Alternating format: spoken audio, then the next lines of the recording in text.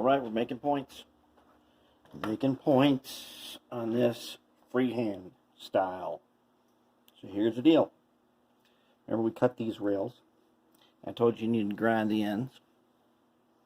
You need to grind them, fit them, grind them, fit them, until you can get them to sit in here at least somehow matched up. They don't got to be perfect, but they've got to be. You've got to make sure that these two rails are on their diagram.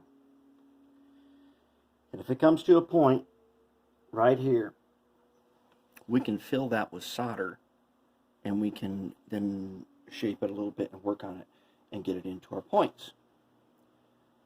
Now, there's a fast tracks tool for this. But, like I said, I have the number 6 tool, not a number 4. The number 6 tool is the most important tool.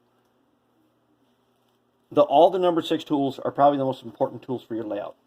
But I need a bunch of number 4s. So, we're going to bench slam, like we've been doing here. And now, to make these points, I used, this is that fiberglass cutoff wheel. The nice thing about these is they don't fly apart like the other ones. But these wheels, we need these. We got to have these because of the fine cuts they can make. I'm not going to use it yet, but we need it for later. So let's go ahead. I've been filing grind. So basically, how much time did this take me? I spent roughly, I don't know, 5 minutes. 5 minutes was what I spent grinding and getting it to this point. All right. So let's just go ahead. Let's solder it up. We're going to have to shape it later. No matter what we do, we got to shape it later. So let's go ahead. Get our solder tip ready. Now, in the Fast Tracks soldering video, which you should watch, because it talks about the necessity of this acid paste. Normally, to clean your soldering tip, use a wire brush. Where in the heck did my wire brush go? Dang it, it was here. He was using it. Oh, there it is. Okay, it's behind me.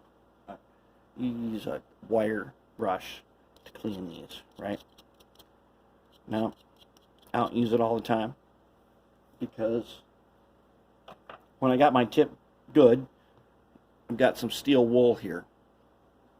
Also, I bought this today. I turned it on, powered it up. When it was fully heated, I used this tip tin. You've got to get tip tin. It's so easy. Okay, I want to show you, and I don't know where. I think I got it on like Amazon, eBay, something like that.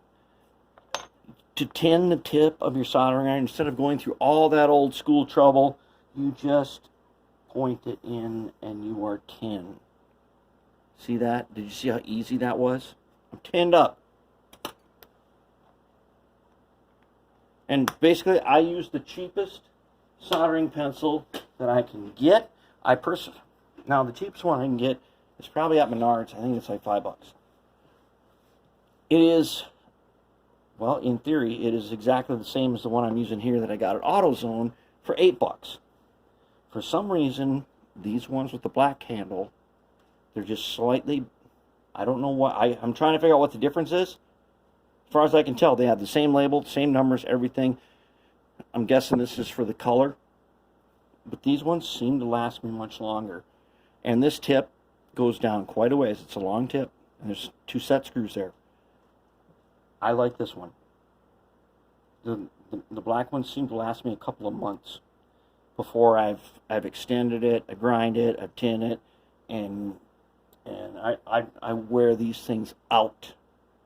And I leave them sit on a little stand most of the day turned on, and it kind of wrecks them.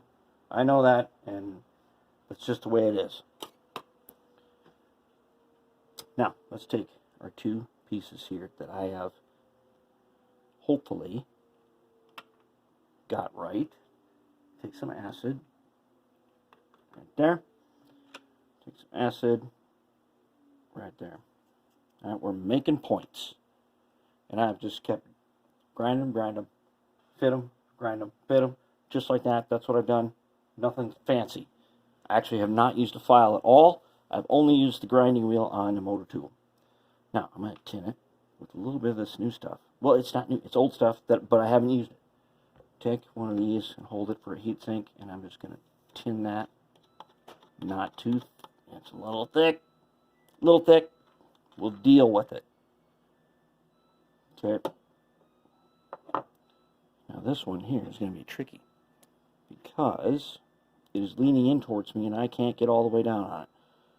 Take my tool here, or take this bolt, this nut here, and I'll just make it like that, okay? That's what I'm going to do. Now, one of the things you might want to have is some shop gloves, like mechanics gloves, if you want to hold these with your fingers, because they get hot. Now, and as you can see, as I work on it, it gets discolored. We're not worried about that. We will clean that up later. Now, I'm going to go ahead. I'm going to coat it again. Okay. Get some acid on this one, just like that.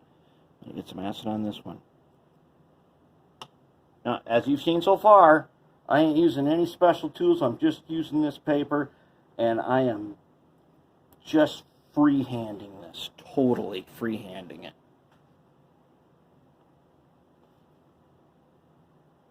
Now, if they're set in there, and I get them, and I hold them, I'm going to match them up to the picture.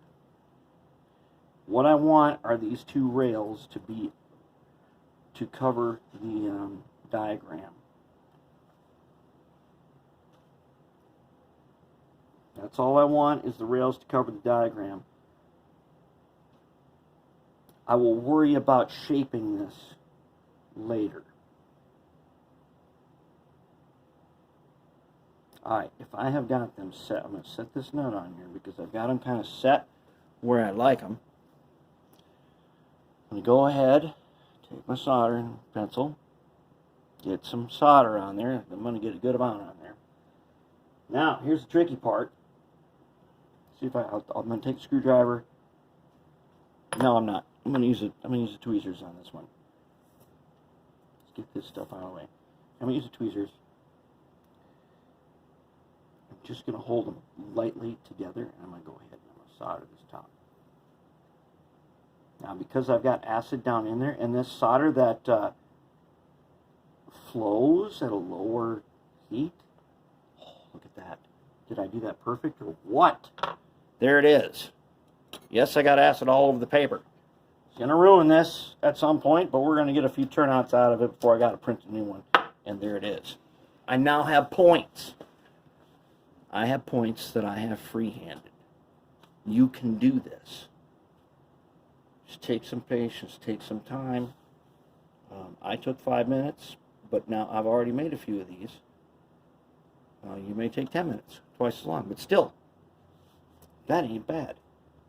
We got points. You know what we get to do next? We're going to cut off some of these, and we're going to start laying some rail.